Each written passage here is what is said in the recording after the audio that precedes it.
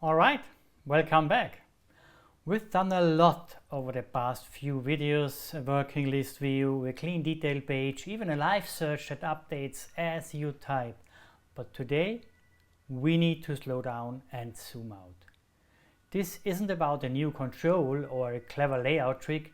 This is about how we write data, how Laravel and UI5 come together when it gets real. See, we are standing at a crossroads here, because OData can mean two very different things. In the SAP world, OData is the full surface, reads and writes, all backed by CAP lifecycle hooks, which is the cloud application programming model from SAP. But in Laravel UI5, we use OData mainly for reads and take a different route for writes. So before we go further, let's look at what SAP actually built and why we chose another path. Picture this: a finance application running inside S/4HANA used by 80,000 employees globally. The stakes: million in invoices, regulatory audits, multi-step approvals. So what did SAP do? They built infrastructure to support that world. OData version 4 with full transaction modeling, draft-enabled applications that save every keystroke, deferred bindings, validation layers, approval change. It's impressive technology, designed so nothing is ever lost and every change can be traced before it's even saved. Now, here's the thing. You're probably not running S/4HANA for 80,000 employees, and neither am I. We are Laravel developers. We build faster, we build leaner, and our users don't need drafts or approval chains. They just need apps that work and move at their speed. So how do we bring OData into Laravel? That's where Flat3 Low Data comes in. It gives you a clean OData version 4 endpoint, entity exposure for eloquent models, perfect support for read scenarios like lists, details, and search. But it's not CAP, it's not the cloud application programming model. There is no full metadata for bound actions, there is no draft handling, no lifecycle hooks. And that's fine, because for Laravel UI5, we use low data as a bridge for reads, not as a full stack replacement for SAP CAP.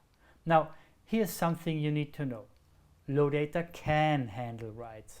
If you set read-only to files in your UI5 configuration file, it will happily accept patch and post requests and persist changes directly to your database.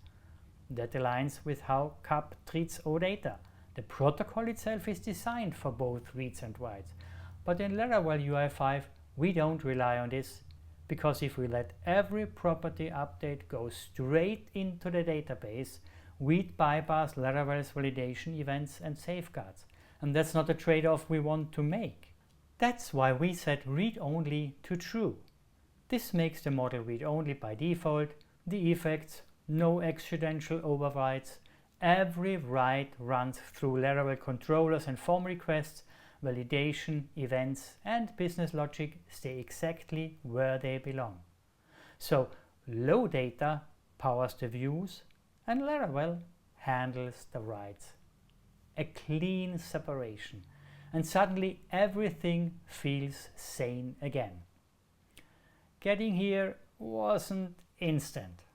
I tried different ways first, even spent weeks chasing OData writes and bound functions. On paper it all looked promising, but in practice it never felt right. Too much missing metadata, too many edge cases, and too little of Laravel's validation in the loop. So we stepped back and asked what would feel natural for Laravel developers. At first we just called Laravel routes directly. Classic controllers, post requests, predictable and safe. But writing fetch calls by hand quickly felt repetitive. Too many URLs, too many headers, too much boilerplate. So we needed something more consistent. And our first step was a tiny JavaScript helper. It took care of the boring details, the CSRF token, headers, JSON parsing. It worked, but it still felt like low level. We wanted something that felt more natural, more like a real Laravel developer experience. So we wrapped it in a facade.